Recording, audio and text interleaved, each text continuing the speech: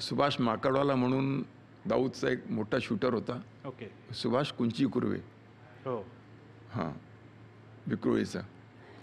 त्याला आम्ही पकडायला गेलो. मी होतो, साळसकर होता.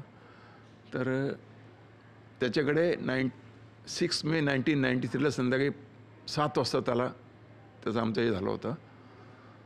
त्याच्याकडे त्यावेळी AK-56 होती, फोल्डेड ती पण.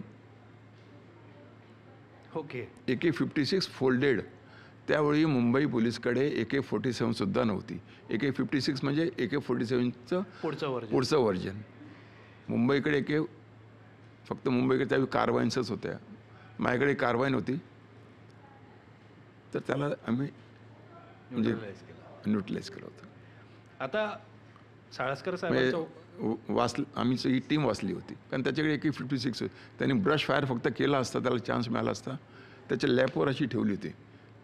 त्याला उचलायच्या आतच नाही, गाडी चालवत होता तो. ओके. गाडी थांबवली त्यांनी, आम्ही त्याची गाडी ठोकली. तो असं करायला गेला. आम्ही ओके. हां, म्हणजे मी 13 गोळ्या त्यावेळी फायर झाल्या होत्या.